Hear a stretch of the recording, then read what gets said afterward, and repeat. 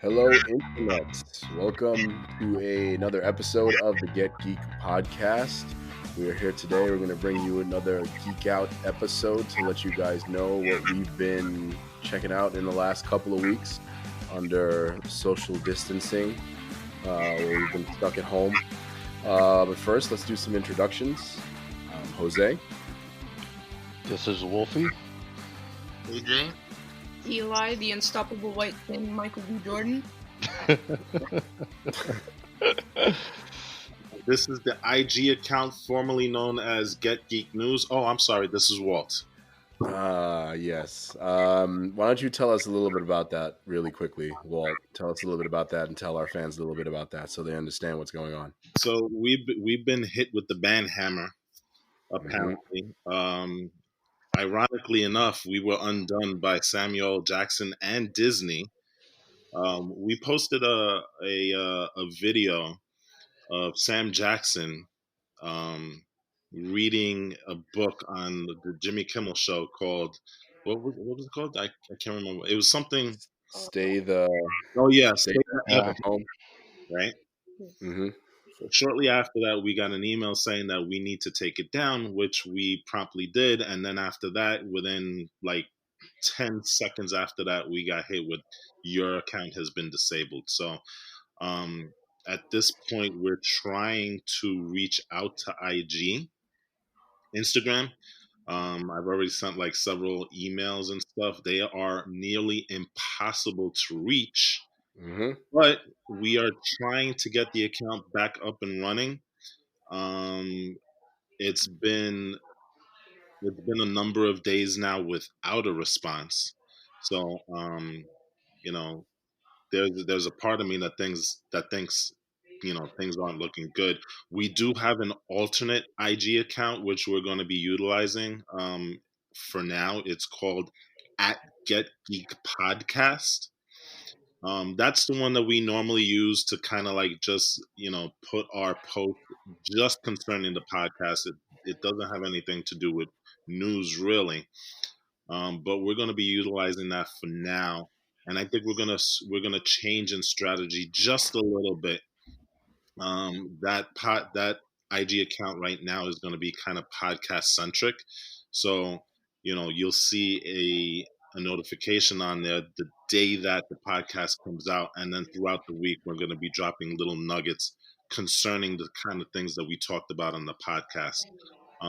Like I said, I'm hoping that we do get Get Geek News back, but given the fact that we've gotten absolutely zero response from IG right now, I'm not too hopeful, but I'm going to stay optimistic. So, Yeah. And it's kind of crappy, to be honest with you. I'm a little bit saddened by everything simply because it was really cool to see all the fan engagement that we've had. A lot of your comments and submissions and the DMs and stuff like that. It's really awesome to see. So hopefully you guys will follow us on the podcast page so we can continue being involved with you guys. Yeah, and that's kind of like the part that I think is the most like it sucks what happened with the whole like Samuel L. Jackson post and stuff like that, but the thing that sucks the most is not being able to engage with you guys as well as we have. So oh, absolutely. And I'm hoping that now that we're going to be kind of focusing a little bit more specific to the podcast, hopefully we can get even more engagement just from the fact that, maybe you guys can tell us a little bit more about what you want to hear from us, in terms of, the type of content that we drop on the podcast, and we can have an open dialogue on that IG account also. So, by all means, follow that page and let's get talking about what you guys want us to talk about. Yes, and definitely also check out our website, getgeeknews.captivate.fm, and you can find our other social media accounts on there. You can reach out to us, you can DM us, and you can let us know what you think about IG banning us and what you would rather see in terms of content from us to either fill the void, or if you want to see the news back in some form or some shape or form. Let us know. Yep. Sounds good. All right. So, should we jump into it? Who wants to let us know what their quarantine Let's get media geeking. Let's has get been? geeking. Yeah, yeah. I can go ahead and start. Go ahead. I've been geeking out over two things. Um, the first thing is Fender Play. So, with the whole quarantine thing that's been going on, obviously everyone's kind of dealing with this worldwide. Uh huh. Fender has for their first 100,000 subscribers that took advantage of it, gave away 3 free months of free online guitar lessons. So access to their Fender Play app and website to do online guitar lessons. You get the entire access to the whole website and all their lessons. And I happen to have two guitars that have been laying around just because I've been trying to like teach myself an instrument since the dawn of time with no Yeah. success. And Similar. and I've been totally geeking out on how easy Fender Play makes it seem. I'm already playing maybe not as gracefully or as awesome as some of these legendary guitarists have done, but I'm playing Nirvana, playing ZZ Top, riffs from their music and stuff. I know how to transition from three different chords, and I just started this week, so that's been really really cool because I've had no success in teaching myself how to play through YouTube. So kudos to Fender Play. I'm probably gonna keep the subscription going after the 3 months because I've been enjoying it so much. Um, Nice. the second thing that I've been geeking out over is again, trying to find time to or trying to find things to fill the void with. Uh, I've everyone here knows that I'm an anime fan, but I somehow I don't know. I was talking with somebody, um, a friend of mine actually online, Puru Panic. That's her, IG, who's also a Gundam head and anime head, and it just kind of made me think about like how I got into anime, and the story is kind of funny because the very very first anime I ever really got into was Sailor Moon, uh, because it was Okay. literally the only thing that was around in like 95 for me at least, and I saw it like at 5 in the morning. I would wake up. I saw it by accident one night, and I was amazed at like the type of animation. I was only used to like Bugs Bunny and that sort of cartoon. So when I saw Hmm. like Japanese style animation, I was dumbfounded by how cool and sleek and everything. I didn't care what the content was. Sailor Moon was a great show, albeit as a little bit more for the feminine fans out there, I think. But Hmm. it was an awesome show, and I loved every bit of it.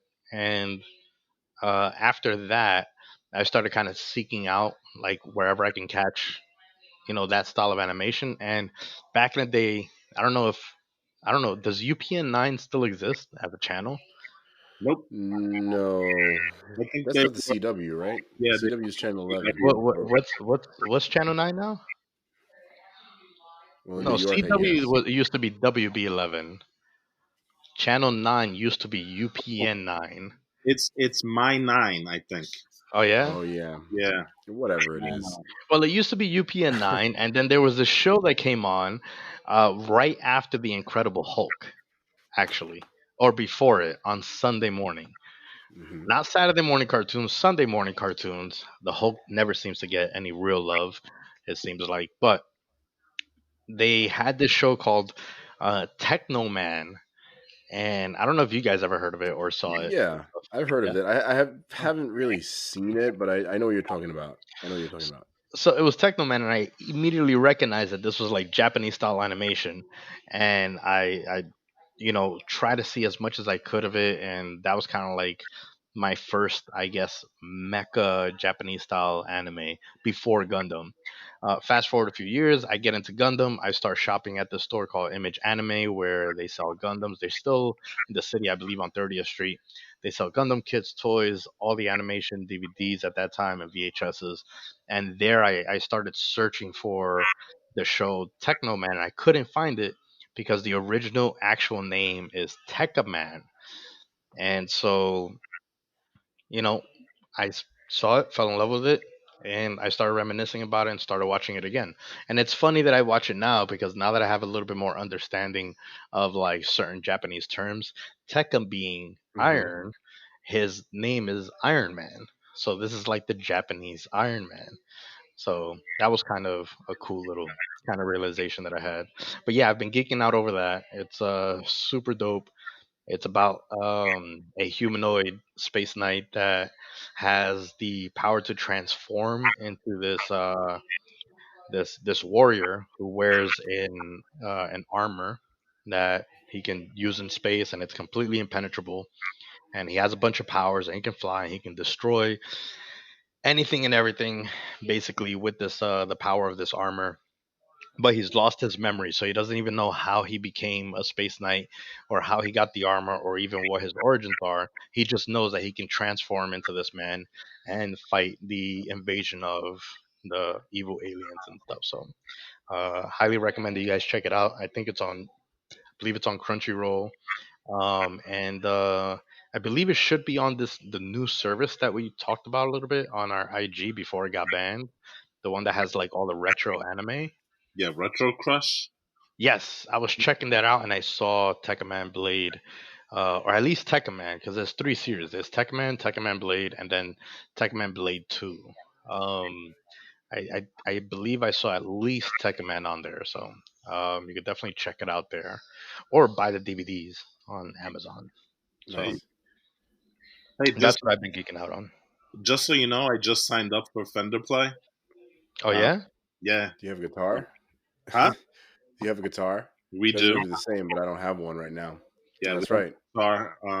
Because do. I have an extra guitar. okay. I would. Yeah, I had one, but it broke and I got rid of it. So otherwise, I would have signed up right now. I looked at the website just to see what was Dude, up. sign up right now. I have an extra guitar. I will find a way to get it to you. There you go. All right. I'll Uber it to you. How about that? I'll just wrap it up, put it in an Uber for you, and then you just pick it up. I'm All right. down. I We'll mean, we'll figure that out. Post podcast, we'll figure yeah, out the deets. absolutely. That sounds like an awesome idea. Thank you. Hell That'd yeah. Corona. be awesome because I've been trying to learn for years, also, same as you have. Yeah. And I've had a guitar and gone through a guitar Well, have you been doing it or trying since the dawn of time? since the day after the dawn of time. Because I've had that guitar for a long time. I got rusty strings. That's how long I had that guitar. Oh man, damn, Yeah. it's pretty serious. Yeah, super serious. Rusty strings takes a while. Yeah, and Tekkaman, I don't know a lot about it, but I was going to say, Walt, it has a similar, at least from some of the stills that I've seen in the past. It's got a Macross Saga Robotech It vibe to some does. of the It does. animation. It came around. I believe it was released in or around that time too. So Mm-hmm. Mm-hmm. For sure. So that looks like something that's worth checking out. Who else? Does anybody else? Would anybody else I like to want to tell hear. us I what want to they've hear been from geeking out about? Eli. I haven't heard from Eli like in a while. I feel like since the dojo's closed and I don't get to see him in the gym. I don't hear from him unless we do these podcasts. Okay. So then All right. I'll speak about my geek out. So Mm-hmm. basically, I have two geek out. The first one is just a quick one. I recently started listening to an artist named Tyler, the Creator. Oh yeah, Okay. Yeah, he's good. yeah, if you're familiar with him, then cool. Basically, I listened to his top three songs and I freaking love it. That Nice. instrumental is amazing. And yeah, that it was just quick. So now I'm gonna get into my second one, which is Mm-hmm. Castlevania. Uh, just in case you guys don't know what Castlevania is, it's basically a show based off a popular video game with somebody named Simon Trevor. Trevor. And Uh, the video game is Simon it's Simon, and then Belmont, and this one is it's Trevor Belmont. there you go. Yeah. Mm-hmm. So we started watching Walt and AJ here. We started watching the beginning of season 2. I think we're halfway there, right about now, or a bit more. Yeah, Sounds we're right. up. We're at episode 6 out of 10. Yeah, so basically, right about halfway. But if I'm being honest, Oh, don't say it. yeah, Oh God, sorry. Oh my You're god. geeking out about something the you don't Eli like. Hammer, the Eli Hammer. Here we go. No, it's just one thing, but it's one really important thing about the storyline. It's, I mean, do you really want to go adding space and what freaking Oh, I get what you mean there. and Yeah, freaking that's like a little there. it's like supernatural. That's when everything went downhill. Wait. So what's the issue you have? Ooh, I freaking You gotta spoiled. explain Whatever, what the whatever. issue Okay, is. You know. whatever. Yeah. I mean, is there going to be like a serious spoiler though? There Yeah. might be. There might be. You know. All right, yeah, go ahead. What's the issue? Okay. So Spoiler why alert. don't you talk about what happened in season 1 first, so Okay, then that way everybody can kind of understand what's I going saw season 1. I still haven't seen the rest. I haven't seen any of it yet, to be honest with you. And I have a lot of catching up to do. But it's fine. You can spoil a little bit of it if you'd like. on. Okay, well, Eli is having a little hard time, yeah. vocalizing it. So I'll just give you season 1 in a nutshell. Season 1 deals with Dracula, and he comes back into the world and actually falls in love with a human. Okay, a human girl who's Lisa Tepish, right? Mm-hmm. And basically, what happens is that they're in a specific town where there is a big, heavy influence by the church. And so, given that this is way back in the days, science was thought of as magic, and her being a doctor and having the knowledge that Dracula had, they immediately branded her a witch and burned her. Right, I remember this.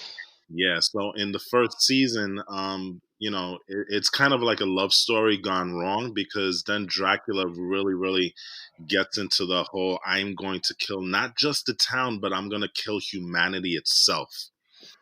And so it falls upon our heroes, which is Trevor Belmont, who is a descendant of the Belmont clan, which is no longer around. He's like the last surviving Belmont. And he hooks up with a speaker who does magic. Her name is Sypha. And they eventually find Dracula's son, Alucard. And the entire season is them taking down Dracula, which eventually they do.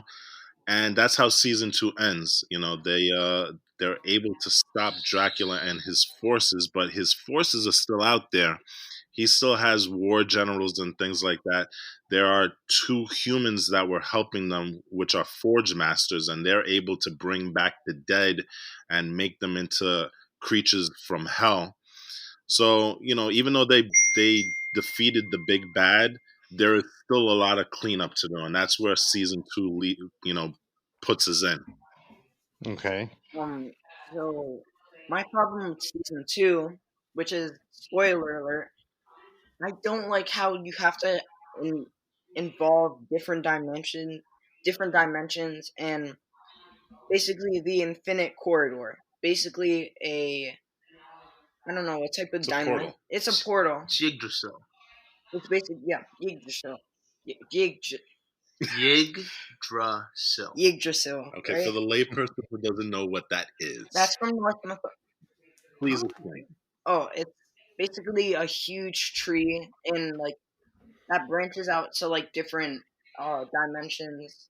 Worlds, dimensions. Yeah, and it's in Norse mythology.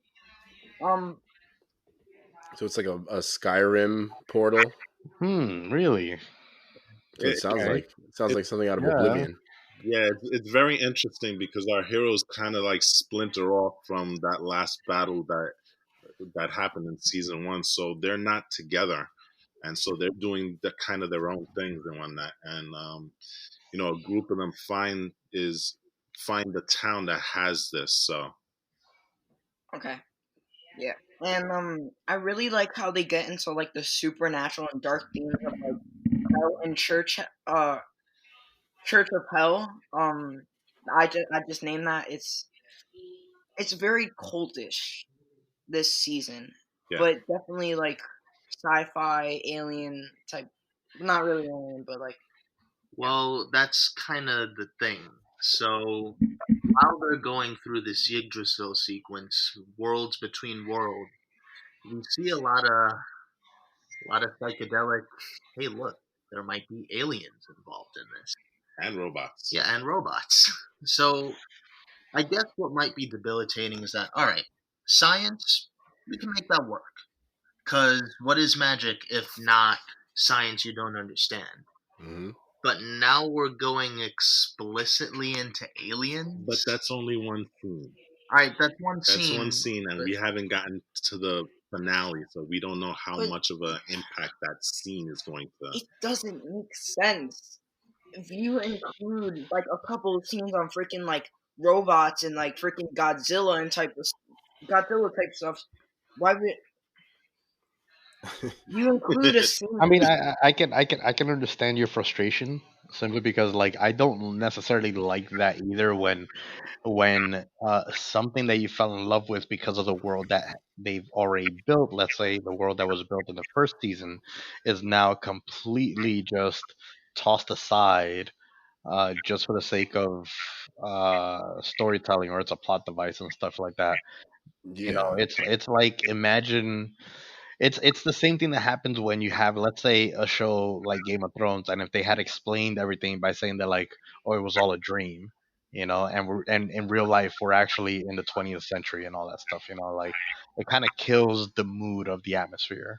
So I Yep. understand what you're saying with that. Yeah. I mean, all of us, like Walt and Wolfie, I'm sure we all played the original Castlevania game, and I don't remember Yes, robots or aliens not at anywhere near all. that. Yeah. Not at And it was all. awesome for what it was. Yeah, It was a exactly. I straight mean, up like, you retelling of know, the Dracula mythology. Yeah, Dracula is badass. Like, you don't need Mhm. anything more than Dracula's world and trying to defeat Dracula and like the Belmont family bloodline and all that stuff. Like, they created a wonderful like world. So Right. I still have to check this out because I am a Castlevania fan. I'm surprised myself that I haven't checked it out yet, but definitely got to check it out before I get spoiled anymore. Yeah, same here. I love Castlevania. And I think there was Yeah. a really good anime or cartoon back in the day, if I remember, like I, a I mean, the movie. first season was amazing to me. I was actually really upset that it was so short. I don't know why I haven't picked up the rest of the seasons, but this one's a little yeah. bit longer. You have 10 episodes, so Okay. you'll have a Oh, good good. time. You know, The good thing is we have nothing but time where we could Yeah, do I know. a I know. Netflix watch party or something like that Oh and just chat while yeah. we watch it. Ooh, I hey, just got an idea, guys. Why don't Yeah, we do like a Netflix watch party of a movie that we can review? Anyway, hey, that's for another podcast. yeah. exactly. But Let's that's work out the deets on that that. afterwards as well. Yep. Yeah, we have to come up with some new ideas in this time of in the post Instagram, the PI era of the Yeah. podcast. I don't know. Yeah, yeah. So keep going. Anyway, there are two things more that I just want to mention real quick. Hmm. One theory that I just want to make real quick. I have a feeling that they might bring back Dracula, and if they do, it's going to be corny. But What? How can that be No, corny? It's Dracula. See, Dracula. because Dracula's the Dracula, man. yeah, he always comes back. here's Also, Yeah, that's like the he whole always thing finds a about way. Dracula. He's immortal. yeah, but when you have like a plot line that's it's not original. When you have such a bad A That word villain, and then you bring him back later on in the next season, that's not original. It doesn't make sense. not even that. Just the way his send off, Yeah, I the way know. they did that, it kind of really unravels that. It kind of cheapens that whole scene with him and Alucard. So Yeah. That's what they want you to think. See, that's what they No, want you to think. It's all part of his plan to no. become even more powerful, like the Emperor in oh, that God, movie please. that shall not be named. Oh, no, Stop no. right there. Stop Okay, right there. enough. You have violated the law. Yes, that's it. We speak about that anymore. Well, I said that movie that shall not be named. It's kind of like Voldemort around these parts, right? We banish all mentions and all words concerning that. So you know, that's it. It's done. Off with his head. All right. Exactly. So the second thing that you were gonna say? Yeah, Isaac. Oh yeah. Yo, this Oh. dude never ceases to amaze me. This dude has he has the cool factor. He has the yo.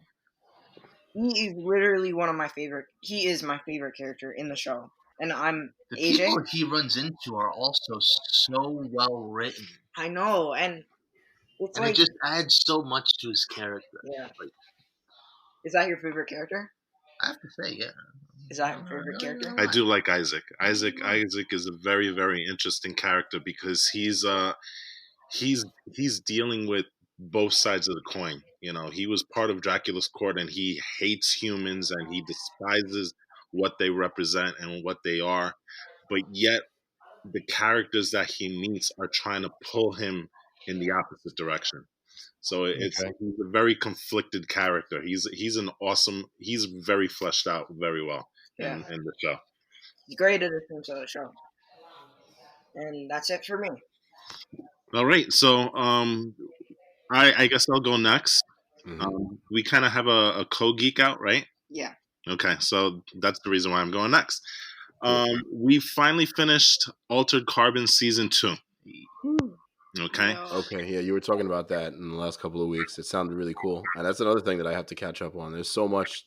Like I said, I have to start a damn spreadsheet now because there's time to do this. But go ahead.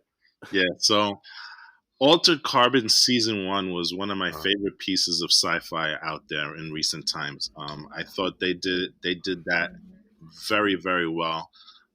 The world building that they did in that show was tremendous. The characters were well thought out. You know, they all had their roles and their places. And so for the person that doesn't know what Altered Carbon is about, it's about a future where there really is no such thing as death.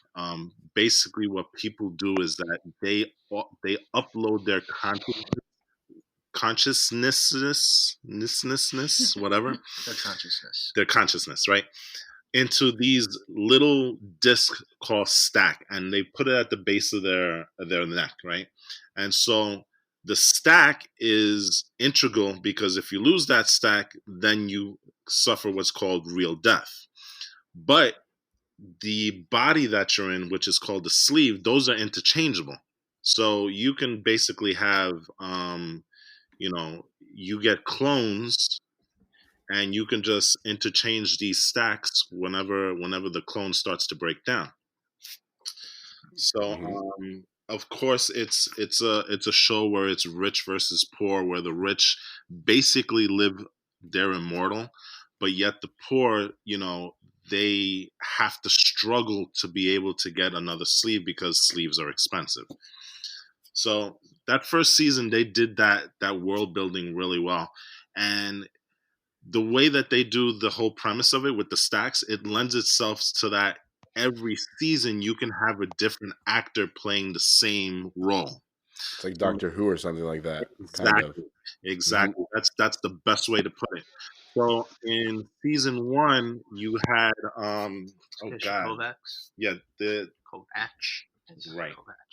So the actor, gosh, I can't remember his name. Him. Yeah, he played in Suicide Squad. He was Rick Flag. The name escapes me right now. So in the first season, it was him. In the second season, you have Anthony Mackie taking the role. And so my biggest criticism of season 2 is that the characters seem vastly different. In the first season, Takeshi Kovacs was very much he was almost robotic in the way that he approached things. Oh, thank you. His name is Joel Kinnaman, by the way. Yes, Yeah. and he's going to be in the upcoming Suicide Squad. Wasn't he RoboCop? Yes, he was in the I actually like RoboCop, by the way. I know a lot of people didn't like it. I liked it. I haven't Anyway, go on. seen it. I haven't seen that one, but every time I see it, it's something that piques my interest, and I just never get around to it. Hmm. So, but he's exceptional in season one. I think his Takashi Kovacs, the way he played it was spot on. In season two we get Anthony Mackie, and Anthony Mackie is a little bit more of an emotional creature here. And for me, Altered Carbon season two seems to kind of like shrink its world building, and it's a little bit more focused, and it's actually to the detriment of the show. It's not a bad show by any means, and the season finale is pretty spectacular. I think you agree, right? With Well, one exception. with one exception, of course, because these shows can never stick the landing. But I'm just curious if we are going to get a season 3, because season 1 was very well reviewed and loved by the fans. Season 2, believe it or not, the critics loved it more than season 1, but the fans really, really didn't like it. I mean, we're talking about the season 1 fan reviews were like in the 90s, whereas season 2, it's 38%.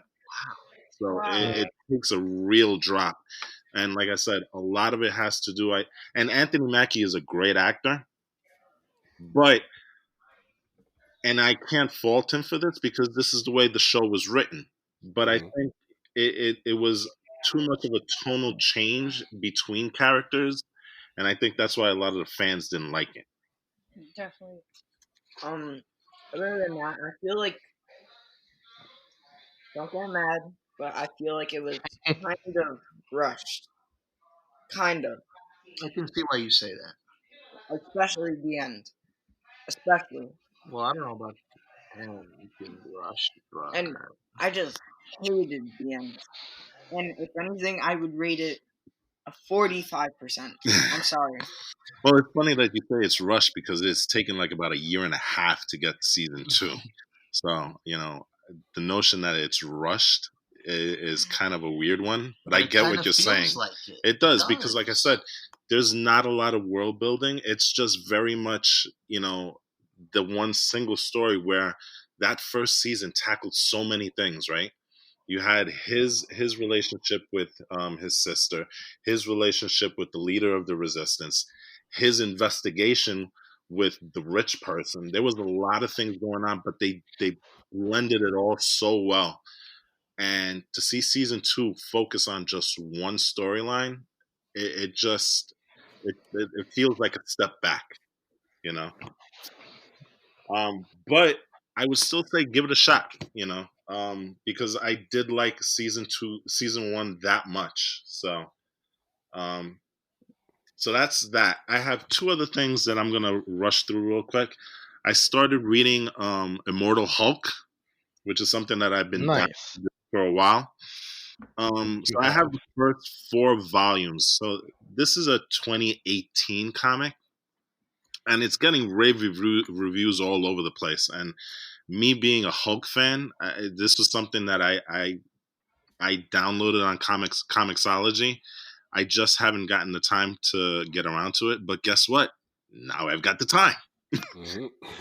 And so I've only read the first volume, which I think is like about 5 or 6 issues where they put together. And so this takes place after the comic book run of Civil War II. And if you don't know what happened in Civil War II, just in a nutshell, specific to Bruce Banner was killed in that comic. Yeah. He gave Hawkeye a gamma-infused arrow, and at the time he was trying to reconcile himself with the Hulk, Bruce Banner. Mm-hmm. And he had done a pretty good job, but there was always the chance that he would kind of like Hulk out and lose it.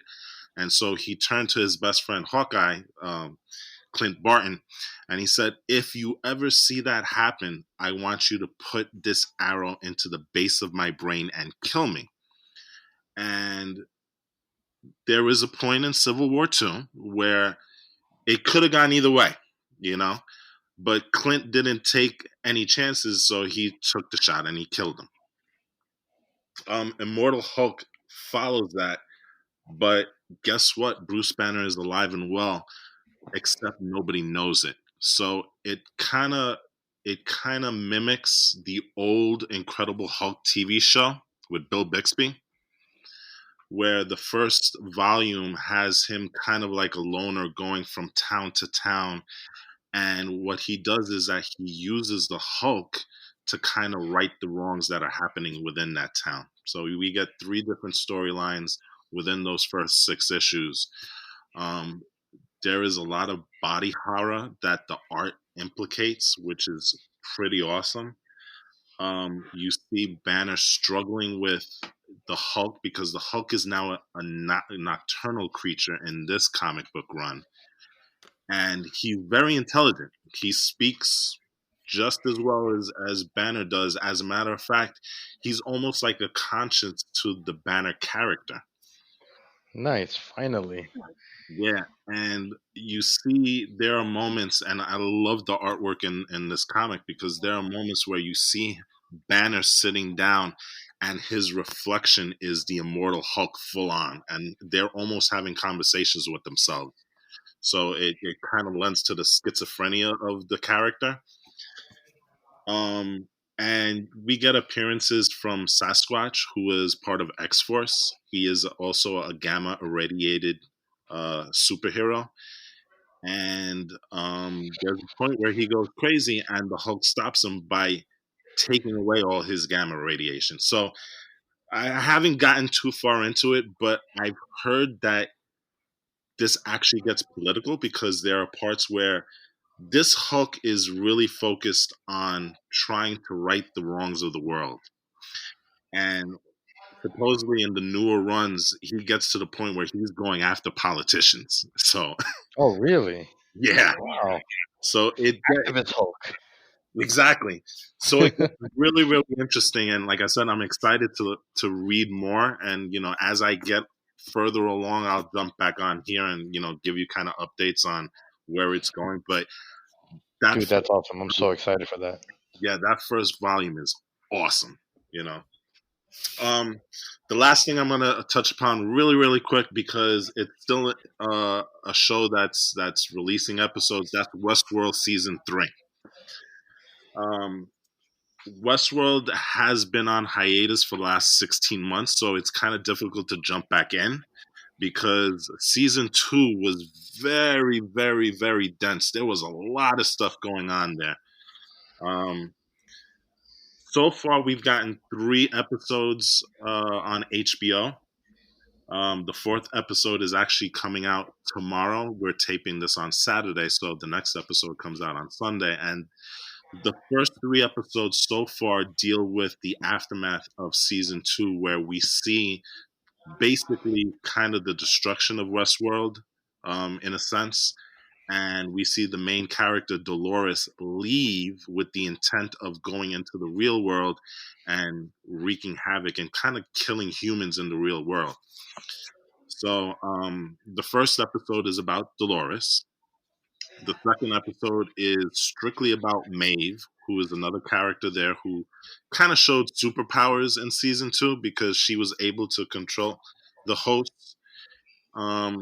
And I digress. Let me tell you a little bit about Westworld. Westworld is about it's a fictional theme park where rich people can go in, and there are androids, robots that look like humans, act like humans, and basically the real humans can do whatever the heck they want, and you see the depravity of what human behavior can be. And I'm not going to get into that. You can kind of figure out what it is. Season 2 is about the awakening of one particular one, where she now realizes all the horror that these humans are inflicting on the hosts, which are the robots, and she goes hell bent on killing all the humans that are in the theme parks to kind of exact and revenge against them for what they've done to their species, so to speak. So season 3 has her finally leaving Westworld and out into the world. And so, like I said, the first 3 episodes are very character centric, and the fourth episode is going to deal with the Man in Black, which is another character from the previous seasons. Um, it's a very dense show. It's a very confusing show if you don't pay attention to it. But the first 3 episodes are really, really good. So if you get a chance, you should go out and watch it.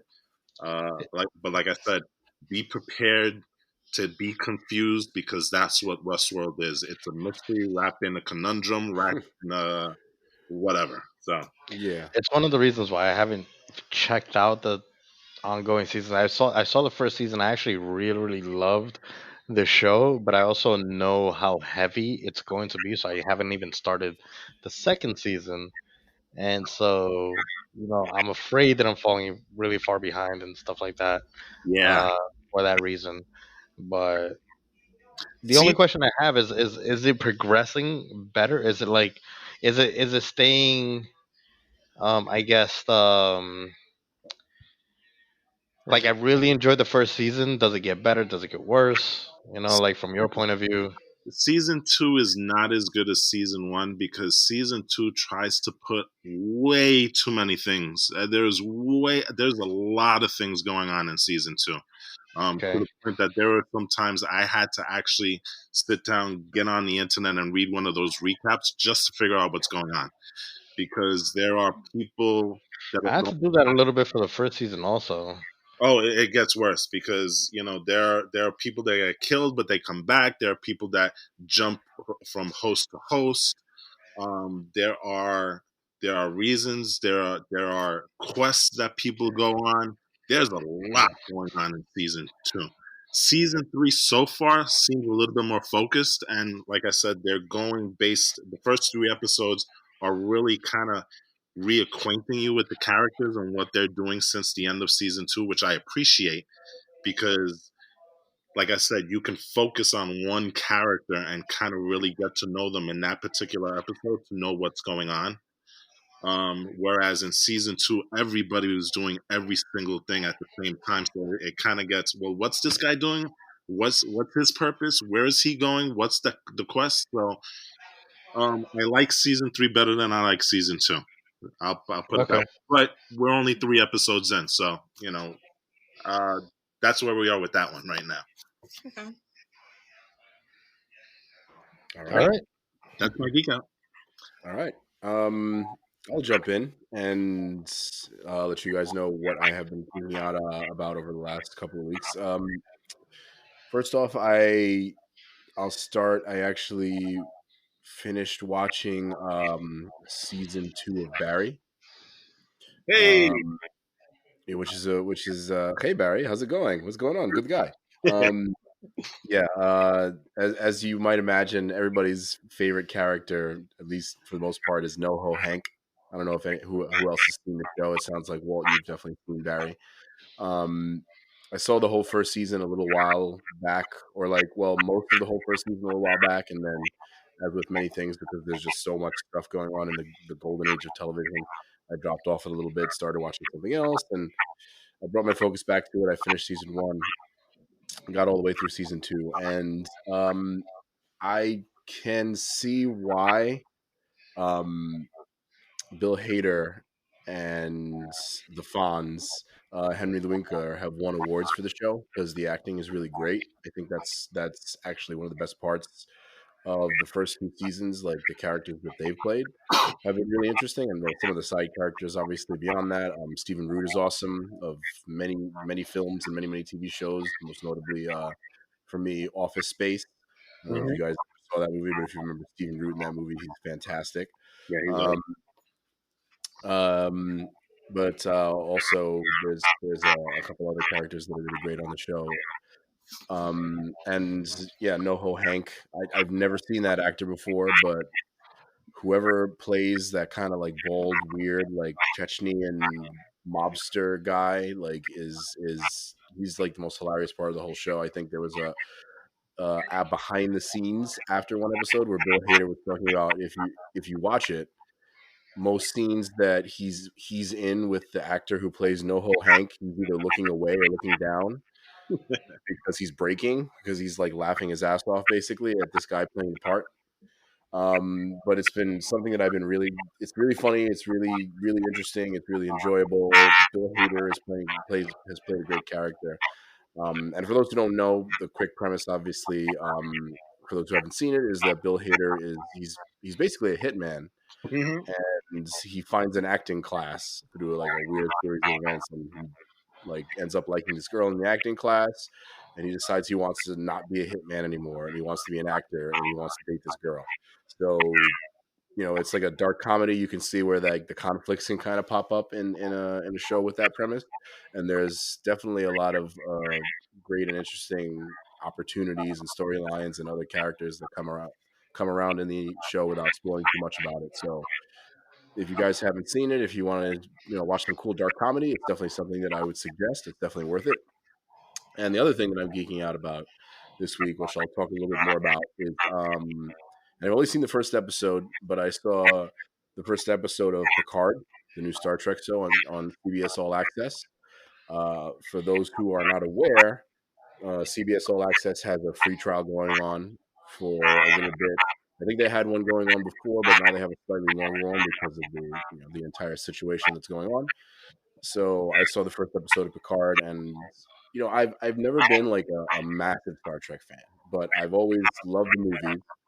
The movies are always great, even the ones with Shatner and Captain Kirk. I wasn't a fan of the TV show as much, the older TV show, but I was a huge fan of Star Trek: The Next Generation. I think a lot of kids my age around that time, 80s kids were a huge fan of that, and that's how we discovered the amazing Patrick Stewart. And in this, he's just as amazing as he always is, right off the bat. Like, he's the draw. I mean, it's quite obvious with his name right on the marquee. Picard is the name of the show. It's not a Star Trek show. It doesn't say Star Trek really in the marquee. It's not Star Trek Picard. It's Picard. And he's fantastic in the show. He plays a great character, and he plays the great character that I always enjoyed from the Next Generation, which was the more cerebral captain of the Enterprise. Kirk was cool and like he was smart, but like most of the time, he had to do his thing and like punch a few aliens to get out of a situation and shoot his way out of it, which is cool. But like it was always more interesting to me how Picard's captain really used his head, and he used not just his intelligence, but like his emotional intelligence to deal with situations in the old show, and he does a lot of that here also. Um, there's some great moments in the first episode, and again, this is not trying to spoil any of it, but like um, he's no longer in Starfleet. He's retired. He became an admiral, and there was an incident that caused him to leave Starfleet for his own reasons. It was kind of a big, we'll call it humanitarian incident that occurred, that he was on the opposite side of things with a few people. And so it's a few years after the Star Trek: The Next Generation show, and there is a little bit of a Logan vibe. Again, I don't want to give too much away, but there ends up being a character that mirrors the younger character in Logan, the Daphne Keene character, the X-23 character, and just overall, I really enjoyed the episode. Again, all the peak moments of the episode deal with Patrick Stewart. Like, there's a part where he's interviewed for a TV show about like some of the incident that gives us some of the backstory about the incident that caused him to leave Starfleet. Um, there's some great scenes with the character who ends up being, I guess, his charge in a sense. There's some great scenes with that, and overall, I enjoyed the episode. There's a weird swerve that I didn't really enjoy as much, and I want to see where it goes after I see the next few episodes.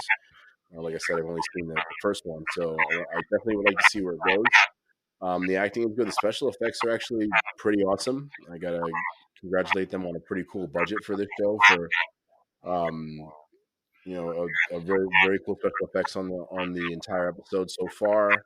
Um, and if you're a fan of Star Trek, if you're a fan of Patrick Stewart, if you're a fan of Star Trek: The Next Generation, and maybe not necessarily some of the other Star Trek TV shows, this isn't as heavily so far at least doesn't seem it's like heavily as invested as the other ones. Is where he's captain of a starship and they like go on a lot of adventures in space. It's a much more personal story that probably branches out in its own interesting ways. But from what I've seen so far, I mean, and from what I know of you guys, and how much you enjoy Patrick Stewart, and your levels of Star Trek basically being maybe equal to or slightly greater than mine in terms of your love for Star Trek overall as a property, I think you would enjoy it. And I think one of the coolest parts for me, actually, because I'm kind of watching it a little bit in the background, so that I can refresh my memory from the first episode. He has a dog. He lives on a vineyard, like this huge, awesome vineyard, and he has a dog, like a big pit bull named Number One. I know. God, Right? that's the only reason that I really want to watch the show is because of the dog. That poster, like that I saw with like Picard looking at his vineyard and the dog right next to him, just Yeah, it actually gave me Logan / John Wick vibes. yeah, yeah. It's really cool. His dog is really awesome, and obviously it's his guard dog, but also like a really sweet, really cute pit bull that's like really gentle with everybody, unless he says so. Um, yeah, like it's definitely um a part of the show that I really enjoy with his interactions with the dog, and he speaks French to the dog also, which is kind of cool. And I just enjoyed the whole episode. I definitely got some like kind of nostalgic, like choked up, like oh man, it's like watching Picard in action again moments from watching That's it. cool. So, yeah, if you guys enjoyed it, like from back in the day, if you want to have a little bit of nostalgia for the Star Trek: The Next Generation days, and we've seen in some of the promos that some of the characters from Star Trek: The Next Generation show up in some capacity, like Jonathan Frakes and all the other actors from that. So I'm looking forward to seeing that as well. But if you guys, again, are into that kind of stuff, both the crew and the fans out there, I would definitely recommend checking this out, watching the first episode, seeing how you feel, and maybe going on from there, like I will, and seeing what else you enjoy about the show. And that's what I'm geeking out about for this week. Nice. Sick. So then I guess that really just leaves me. So, Bring it home, AJ. Best for last. Best for last. Yeah. just to preface, I don't. So I've not going to say I've strayed, but like I've been exploring a different route these days. I've actually been subsumed in the manga anime atmosphere. Mm-hmm. So the first thing I'm going to be talking about is a 3 installment manga I read called Devilman versus Hades. Oh, that's like, didn't you talk about that a while back, Wolfie? I think you mentioned that. Or was that you? Yeah. No, that was, No, not me. well, that was Devilman is AJ. something that I want to get into actually. Yeah. Yeah, no, It was- AJ talked about it back then. Sorry, AJ. Go ahead. So I completed all 3. Mm-hmm. And so just a little background. Devilman, what he is he's oh man, I should really have brought the synopsis with me. But basically, there's this I guess you could say this teen kid. And basically, what happens is at some point in time, he comes into the possession of a demon's soul, and they kind of become hybridized. And this guy's named Ammon, and together they are the Devilman. So I watched the precursor to this was the Netflix. Well, my preface to this was the Devilman Crybaby series that's on Netflix. Mm-hmm. And just to get it up to where the beginning of this manga begins, he starts out as wanting to help people by fighting other demons, but then humans kill his love interest, and then he just completely goes berserk. He ends up dying fighting to Satan, and now his whole arc is that he wants to get his girl or his love interest's soul out of hell from Hades, the god. And so the first one was dealing with the first not comic, the first installment in the manga dealt with basically storming Hades and actually wiping out like 99% of the Reaper population, which are basically Hades henchmen. Just like one shot them. It was really crazy stuff. I didn't even get any power ups yet. That's like Lucifer type stuff, bro. Yeah. He ends up killing Hades' wife, and as you can imagine, that's not going to go over well for the rest of the installment. Mm-hmm. And then, he gets jettisoned back to Earth. I don't remember how, but he does. And he ends up making a friend called Tengu along the way. And he's basically a talking crow who thinks he's a magician, but he's actually not. We get revealed that he's something else. And further along in the series. I'm just going to jump to number 2 now. Number 2, he actually gets to face off against Hades for the first time. Mm-hmm. He loses, understandably. I mean, as they say in the manga, dude, you're just a demon. I'm a god, bro. Get on my level. Get on my level. That's what happened. He owns Devilman, but in the process of Devilman fighting him, he absorbs a little bit of his power. Booyah. Because the way Devilman works is any demon or I guess entity that he beats, he actually absorbs their strengths too. None of their weaknesses. But in this face-off with Hades, he was the one that got pounded on, but he absorbed some of his powers, and because of that, he was able to make like not a standstill, but like he wasn't getting as badly beaten as before.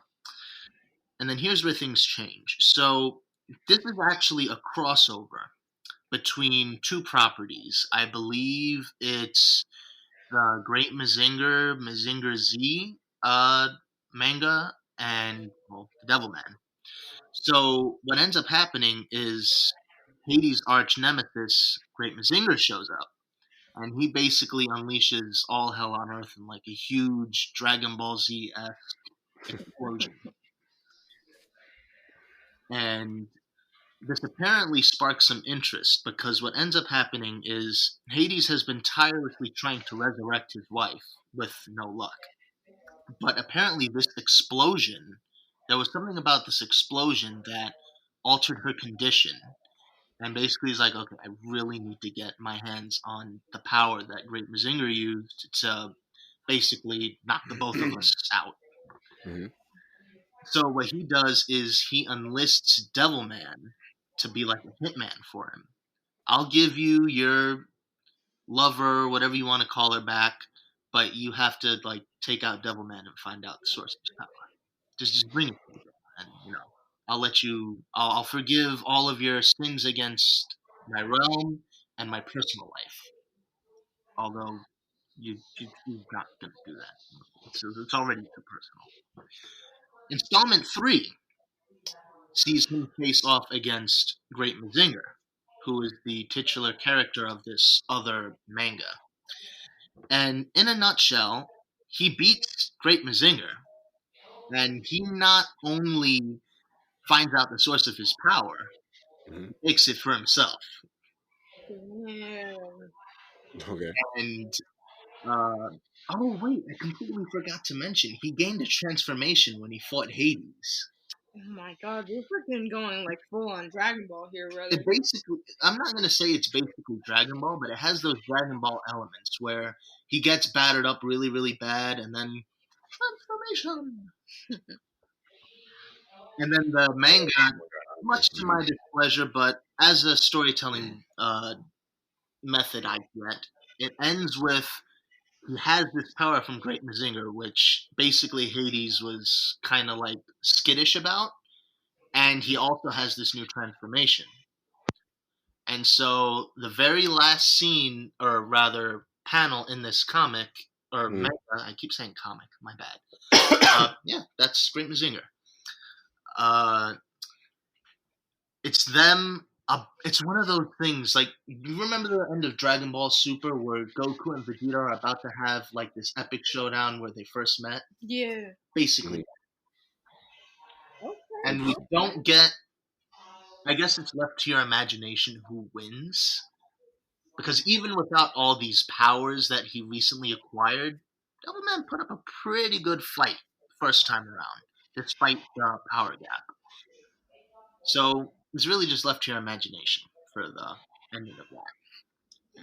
I thoroughly enjoyed it. I'm marginally interested in picking up the Great Mazinger property now, to be honest. They're made by the same person. You totally should. I've checked it out a little bit. It's pretty cool. Yeah. So the other thing that I've been looking into, I know the season came out a while back, but I just got so backed up on other stuff. I finally watched season 2 of Is It Wrong to Pick Up Girls in Dungeon? Yeah. Ooh, I think I might have geeked out of that really, really early on in our podcasts, and I might have recommended that one. Yes, you did. I think so. Oh, Yeah. that one's just such an awesome show. Definitely not what you would necessarily think just reading the title. Yeah, it's very involved. Did you see season 2? I'm almost hesitant to talk about it now. I have not seen season 2.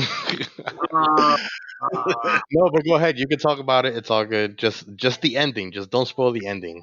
okay. So, I didn't even know there was a season 2. Actually, yeah, it came I out thought there was just a movie. no. Um, Oh man, version is out on Hulu. That's where I can't wait now. Oh man, So this season, they give a little recap episode before the actual season starts, but season 2 sees they're a series of 3 villains throughout this arc. There's and it deals with the familias and what the okay. I'm sidetracking again. So what this property is about, it's say he's a teen.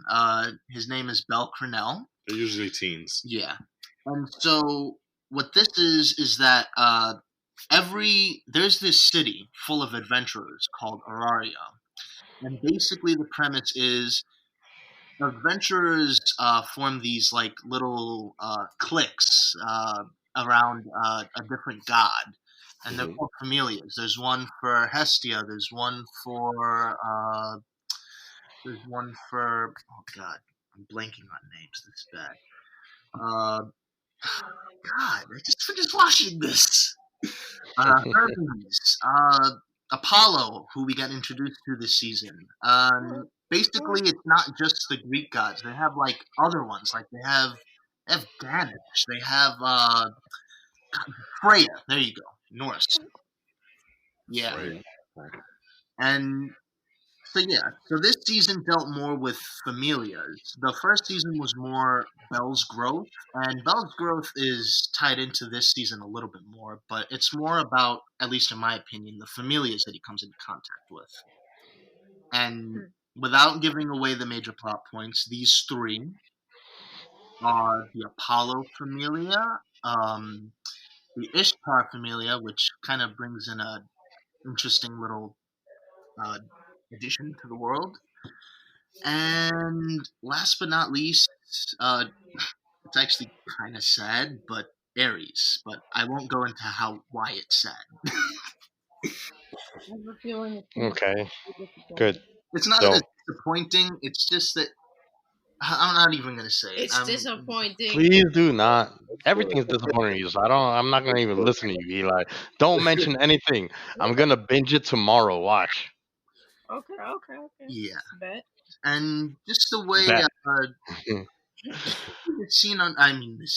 this season unfolded was pretty interesting. I like the way they developed certain, basically developed these familias, some new lore in the background. God, and I really wish I could talk about this one lore. Well, let's leave this as kind of like part 1 of this geek out, and on the next geek out, we can both talk about the way that it ends because I'm definitely gonna watch it before the next geek out. Definitely. So in that case, I'm just gonna leave it off as I really enjoyed the season. As wonky as it may sound, I would recommend it. I really would. Okay, cool. I got a quick question. Have you checked out I think I might have also recommended the Devil is a Part-Timer. Yep, I finished that too. I started. Right, that one's awesome. And have you checked out a Kame Ga Kill? I have not seen that. No. You have to check that one out then next. It's funny because these are all shows that I literally watch back to back, and like in this order. I had watched the Devil is a Part-Timer, then I saw Is It Wrong to Pick Up Chicks in Dungeons, and then Akame Got Kill. And Akame Got Kill is, I'm just gonna warn you, it's a super roller coaster, like super super highs and super super lows, with a lot of really cool action, blood and gore, and really good comedy. So Interesting. I would really like to see what you think of the ending of that. Akame got killed. Yes. No, Akame Got Kill. Got Just it. kill. Okay. Yeah. So if you're gonna watch season 2, you should start watching it pretty soon because supposedly the 3rd season of How to Pick Up Girls and the Dragon is coming out this July. Oh, I'm totally down with that. That's awesome. So God, that show is so. It's you know what it is. Like, I mean, I haven't seen the second season, but the first season was just so like uplifting and like like it was. It was like a feel good show to me. You know. mhm. So It's funny. hopefully, yeah. It's funny because when I used to go to Barnes and Noble, I always saw that manga, and Yeah. just by the title, I was always weirded out to pick it up. That was kind of one of the things that was always I kept seeing it in Hulu and stuff like that, and I was going through like this. Oh no, you know what? I saw Akame Got Killed before this, and then Akame Got Killed. I'll tell you, like it just it left me in shock, and I needed to watch something that was a little bit more uplifting. So I like Googled like feel good animes, and that was like at one of the top of the list. So then I saw it after that. Yeah, okay. So yeah. All right. Cool. all right. And then the last one. Mhm. This one, I'm not gonna lie, I kind of struggled with it, but Okay. I ended up liking it a lot, and that is Neon Genesis Evangelion. Yo. Now, I saw, and I know you recommended me Kiss Anime for the movie End of Evangelion, but that website kept bugging me out and like, hey, ad explosion and maybe hacking your browser. So I ended up having to switch to Netflix. No, I had to. I would have lent you the movie. I would have lent it to you. I have it on DVD. The translation is different. All right. All right. Anyway, go on. Yeah. So this one was interesting. So Neon Genesis Evangelion follows the story of Shinji Ikari, and he is the child of I guess a director to a science program or something like that. And Yeah. what they specialize in is developmental technology, in which case it's giant mechs. And these giant mechs are designed to fight beings called angels. But they're not the angels you're traditionally accustomed to, even though if you look into some of the angel lore, it actually makes sense why they chose certain designs. But they don't look like supernatural angels. Not by a long shot. They ain't your mama's angels. Exactly. Yeah. So it was a very wow. Looking back on it, like it was a very heavy hand.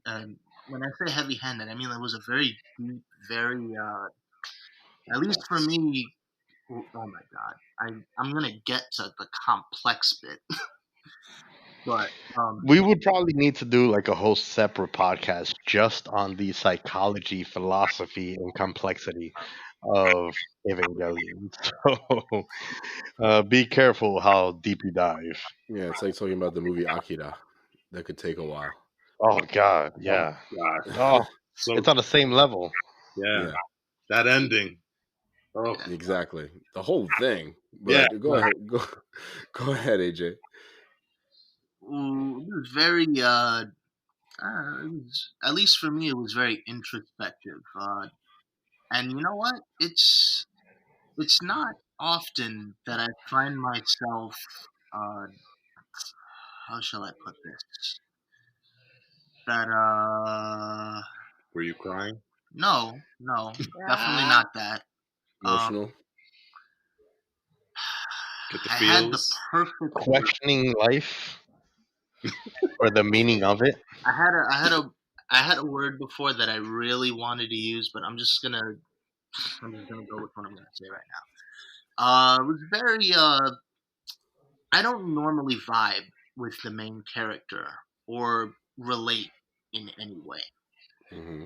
This was a series where I could actually see myself doing that, at least for the majority of the first That's cool. Okay. half. Yeah, uh, really deep. Now I want to get to the ending. So the ending, okay. So I ended up needed, and I don't often do this. I was surprised I had to do this. I had to do some reading to try and unwrap the ending because for the life of me, I couldn't wrap my mind around it at first. And then Hmm. there's the controversy surrounding the ending. But the way the ending goes is that, or rather, let me just preface the Well, whole. don't spoil it too much, please. But because the thing is, it's sorry to cut you off, but the thing is that like Evangelion, the end of Evangelion is an experience that you have to have wholeheartedly, uh, and you really do need to kind of like I don't know. It's one of those things that like it would be the worst thing ever for it to be spoiled. I think, just because it's too crazy from every single kind of human understanding point of view to not enjoy it. I guess I don't know if you can even use the word enjoy, but experience. Is it like a Luke, I am your father moment type of thing, where it's like if you Nah, word, nah. It will literally. I mean, at least for me, and it sounds like a little bit for you. It will literally have you kind of, at least after a few viewings, because if you've only seen it once, AJ, I'm pretty sure for you to actually understand it, you're gonna have to see it 5 or 6 or 7 more times after doing enough research online to the No, meaning and understanding of certain scenes. It should have you kind of having an introspective look into the meaning of human existence. At least that's what I took from it. yeah, that's Much deeper. a lot of Huh? what I took from my first viewing, which is why I'm gonna have to revisit it. Yeah. oh man, So I won't go too much into the ending, but just when I found out that there are two, like, because I read this IGN. Well, I'm not. It's not spoilers. It's not spoilers. Hmm. Hmm. I was reading this IGN article, and apparently the ending to the TV show is not the same as the ending to the movie. Right. I can explain this. So, Hideki Anno, who when he ended the show, he ended it as like, "Hey, this is my masterpiece. This is how I wanted to end it." And it was not well received at all I by read, his fans or the critics, and they implored him, as well as the studios, implored him to like give them an actual ending that gave the fans closure. And his whole philosophy is that like, why do I need to give you guys closure? This character's life is his own life, like who are you to demand closure on someone else's life? And the thing is that like Shinji represents Hideki Anno's life. He was like, my life hasn't ended. Why should I give you closure on my life when I haven't gotten the closure on my own life myself? So he caves in and he does this movie as another interpretation of the ending, but against his own wishes. Very much like uh, Kojima. in creating the endings to Metal Gear Solid. He doesn't want to do it, but if he's being forced to do it, he's gonna do it Yeah. his way. Mm-hmm. Yeah. And I won't lie, when I first saw the ending to the TV series, I could kind of understand like where people might have been unfulfilled because I was like really taken back. I was like, wait, that was it? Yeah, But yeah. then once I saw the movie, and then once I read that article, it really started. I really started to see the whole picture. So now I'm gonna, like I said, I'm gonna do a revisit of all of it. But this, Yes. what I really enjoyed, not only the universe itself, and like the many, like the way the characters interacted with each other, the types of conversations they would have, the struggle of Shinji's character, which, like I said, was very relatable. Um, I really liked how they did the naming system and the designs for the angels. I mean, at first, like Mhm, I said, mhm. I was a little like, wait, so those are angels. But then it started to make sense to me because, like, as you guys know, I do a lot of research on this stuff anyway for this Dungeons and Dragons thing I do every now and again. And as I started seeing more and more, I was like, it really does make sense. And it really started to sink in, and I really started to enjoy it that much more. And then, like I said, it was just, It's crazy, right? Though it's absolutely insane. yeah, It's hard to talk about it without spoiling it, though.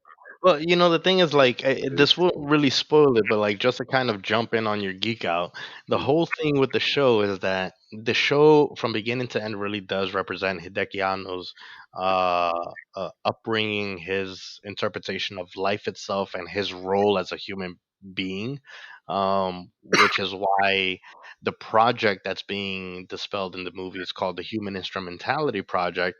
The actual Human Instrumentality Project is Hideki Anno's process of creating the show, and then recreating his persona in Shinji, and then seeing where his own psychoanalysis goes through the episodes, which is why after episode 16, I believe, it starts devolving into a psychoanalysis of Shinji, the character, and the mindset of him as a human being, and less about your typical monster of the week, or these are the big bad robots and or big bad guys and stuff, and we got to save the world. Instead of it being like that typical show where you have, the hero's journey and the conflict. You have what real humanity is like, where the biggest issue with the movie, for example, in not issue, but like the crux of the problem with the movie is, in the movie they're literally begging Shinji to save the world, but no one's literally asking Shinji, like, do you want to save the world? Like, why is it his responsibility? And it's all about his reaction to that responsibility as a real human being, not just a hero character of a story. And when you kind of start looking at it from that perspective, you really start understanding the psychology and the philosophy of the show itself, which is why it makes it so interesting to watch the show over and over and over again and kind of learn a little bit, something a little bit new. At least that's what I got from it. I hope that's what you got from it too, AJ, because I recommend this show to not many people, because I feel like you kind of have to be ready for this show, and if I feel like you're not ready for it, I won't recommend it. But I'm really glad you got into it, and hopefully you become an Ava head from now on. yeah. Otherwise, I guess as like a closing note, if you can, I highly recommend it. Just you really, really, really, really, really need to pay attention to every single detail. Like what Walt here said with Westworld, you just cannot miss anything. In Yeah, very true. every single frame is very important to the story. Yes, yes. Do you have any questions on the movie or the show itself? Uh, I don't think I have any questions that are spoiler free. Don't worry. See, the thing is that the show is so complex that you can't really spoil much. 'Cause I don't think people will really understand it anyway. Well, that's kind of the thing, because this is a matter of one of the characters' death scenes. Ah, Okay, okay. Yeah. let's get into that. Wait, what? I was gonna All watch right. the rest of the show. So I think I Oh during man, research, and I was like, AJ, we're gonna have to have like a conversation after the podcast because I absolutely love explaining Evangelion stuff. I feel like I have like a doctorate in this show since I've literally been watching it since I was 12 years old. Which definitely, as you could, I think you can agree, like this is not necessarily the show that you should be watching when you're 12. yeah, but definitely. Raw. You really need to come into this with a very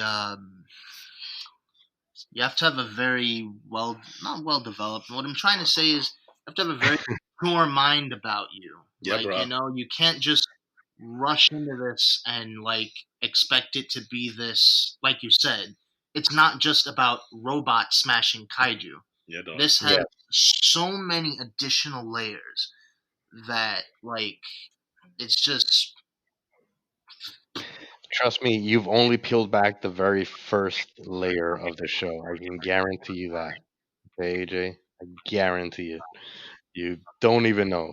Wait till you see the actual Japanese interpretation with either the Japanese text or the original Funimation voiceovers, because some of the dialogue is important. Unless you can do the research yourself and see what the dialogue changes are, but then see how different it actually. These very I'm talking about very very small changes, but it's very very crucial and important changes to the show itself. well, yeah, wordplay is everything. And then the other thing too that funnily enough, one of the biggest issues with the show is as far as the changes go is they took out um the end title song, which is "Fly Me to the Moon," but by Frank Sinatra. But it's a different cover every single episode, and it's really really important, right? So it'll be like a female singer, it'll be an upbeat version, it'll be a jazz version, it'll be maybe a hip hop version. So every episode had like a different version of "Fly Me to the Moon," but it was always kind of an uplifting song, right? The dynamic of watching an episode that makes you question or makes you want to kind of psychoanalyze the human mind, and then listening to Fly Me to the Moon is jarring, and then going back into this, so going in and out of that kind of emotional space of like psychoanalysis of a human person, and then upbeat song, and then back to death and destruction and questioning life, then upbeat song again. And that was one of the biggest things that they changed that makes the Netflix adaptation a little bit different. I see. So I guess what you're saying is that if we're going to watch Neon Genesis, the best thing to do is try and find the original I Japanese. mean, I would say so. As a purist, yes, watch it with the original, either the original Japanese uh, um, episodes or with the Funimation original voiceovers. Um, but the thing is that the Netflix adaptation isn't bad at all. The performances by the cast are great. The difference is obviously in the dialogue changes, but also in the inflection of the voices of the voice characters. For example, Mitaro in the original show, she was very kind of like a little bit sporadic, had a raspy voice, very recognizable voice. I forgot who the actor is, but she's been the voice actor for many different characters. Mhm. Um, but she represented a character that was a little bit more in touch with the humanity that we know. She's the one character in the show that's like about saving humanity as we know it now, whereas all the other characters are a little bit maybe self-involved or disconnected from that. Um, the the way that the voice was portrayed in the original series lends a little bit more toward to that, a little bit more, extreme, senses of urgency in certain parts, whereas the new voice, which is still a great performance, but she's very subdued, doesn't have like a lot of sense of urgency in certain situations. She's kind of like a very calm demeanor, and it doesn't. I feel like it doesn't give you that very individual character. If all the characters have like a calm demeanor and stuff like that, Mhm. I feel like they all kind of blend in together a little bit. Versus in the older cast, every single character had a very distinctive voice and a very distinct approach to their persona that was very easy to identify with. So, do we know of a reason why Netflix chose to change the voice cast from the original Funimation thing? Because it It would have been really easy for them just to port it over and say, "Hey, we're putting it on a platform that it was really." it's a twofold thing. They It's do a that all the twofold time. thing. One it was licensing. Mhm. And the second thing is also, um, they wanted to change some of the dialogue to be a little bit more westernized, because there's certain topics in the original show that don't that for, I guess, Netflix, they felt like wasn't appropriate. For example, in the original show, Shinji has a male love interest, Okay. which is still in this show, but because they changed the dialogue, he's just his friend. He's just his good friend, as opposed to someone that he sees as a male love interest that also loves him back, Interesting. right? So then now we changed the main character's sexuality. And then like they also wanted to change some interaction between Misato and Shinji in some of their dialogue. So because they needed to change some of the dialogue and they couldn't bring back all the cast, because some of the cast have already passed away, or some of the cast are now older because the show's, over 20, 30 years old now. Hmm. Um, they just had difficulty with that, so they decided to just redub the entire thing with a new cast. Wow. Okay. That one piece alone Mhm. just changes the whole dynamic of It does. It of really does. that Yeah, character. You it know. really does. Yeah. Yeah, So especially. it's interesting that they did that. So, all right. Cool. Interesting. I remember that word. It was resonate. Yeah, That was the Okay. word I wanted to What use. does that mean? resonate. Resonate. It's a better And then that's the other thing Sticks too. with you. Shinji is probably the most human character, I think, and I'm talking about human in the sense of like humanity as we understand it. I feel like uh, he's the most human relating character, I think, than that I've seen in any anime.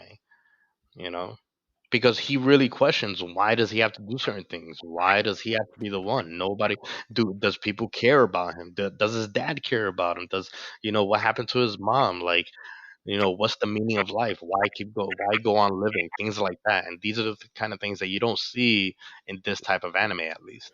It sounds like you're ready for a fresh rewatch. I just saw it a couple weeks ago. So Oh, okay. So it sounds like you just had a fresh it's just, rewatch then. what it is? It's just that like I've been rewatching this so often, to like in different stages of my life, to try to understand the anime, and then reading the manga and stuff like that, the manga and stuff like that. And the thing is that now, like, AJ, I don't know if you know this, but there are 4 new movies Yeah, I that are heard out. about that. I'm gonna look into that So definitely. the revisited movies, the very first movie is basically a almost shot by shot retelling of the first half of the season, but everything is completely brand new animation. I believe the voice, they use the Funimation voice acting from before, but it's all brand new animation. And then the second movie is a little bit of a different telling of the second half of the series and the final movie. So it's a newer interpretation. The third movie is a basically it's completely new, never before seen footage of what takes place after the end of Evangelion movie. Yeah. And then the fourth movie comes out this July. Mm. I need to watch it by then. Yeah. So do I. Yeah. There's a lot to take care of then. I haven't finished it yet. It's on the list. I started the original Japanese, and I got halfway through the middle, and then I started the Netflix thing, and I got almost halfway to the middle. I got like 4 episodes in on the Netflix one. Yeah, so I gotta go back and actually knock it out the park and watch the whole series. Although I did read the manga, some of it. Yeah. Yeah. All right. Sounds like something we should definitely check out.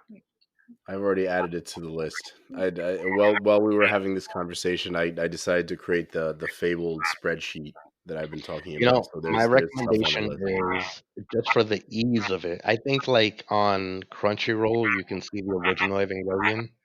I believe so. If not, you can see the watch the Netflix adaptation. It's fine, and then catch up with the new movies, the new movie interpretations, and then so that we can be ready for the movie that comes out in July. Yep. Because I guarantee you, it's not going to be the first time that you watch it. Like if you see this show, you're gonna want to understand it, somehow. Like it's just there's certain things about the show that's gonna bug you until you have the answers for it. Sounds like this is a deeper conversation for another podcast, perhaps. Maybe when that next movie comes out, we can jump on that and go revisit some of the older media to see in that way, like how it relates, like you said, in different times when we viewed it. Hell yeah. All right, guys. Everybody has been sufficiently geeked out, I think, right? We all geeked ourselves out. I want to go watch some more of this stuff now. Like I said, I've created this list, so I'm ready to to take this geek out into overdrive now that there's more time. Hey, Jose. Yeah, what's up? You should add the movie Outlaw of Gore. No. I saw your comment on that earlier, and you said it was a horrible movie. Unless it's one of those. Unless it's so bad. It's the best movie ever, bro. I freaking love that movie. I don't even know if I'm across it, but it is so ridiculously 80s camp that it is beyond that. So, you know what? I'm not even going to ask how you came across this movie because that's probably a whole other odd conversation. I'll just unofficially add it to the list, and I will remember this name, so I'll know what I'm getting into if I decide to watch this movie. How about that? Believe it or not, it's based on a set of books, which is the most craziest thing I've ever heard. But whatever. Anyway. That's where you can get a lot of very, very interesting stories like what this sounds like. Exactly.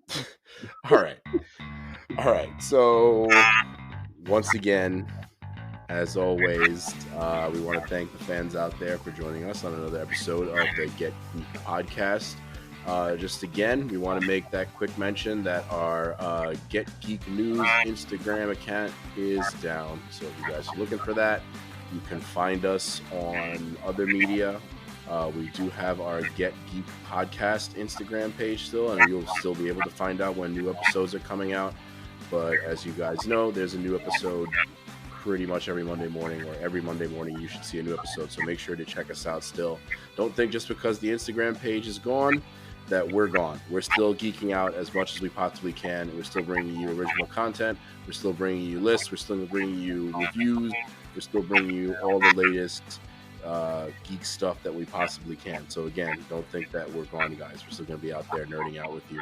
And, of course, you can also check out our website, getgeeknews.captivate.fm, and you can find a few more links to some of our other social media platforms over there, so you can still follow us in some way. Anyways, as always, thank you very much for joining us out there, all you geeks out in the internet. And you guys know what to do, right? Do they know what to do? They have to stay geeky, my friends. And also, sub to PewDiePie, obviously. I will murder you. No, you won't. And also, please be safe. Yeah. Please be safe. Please. Thanks, guys. Peace. All right.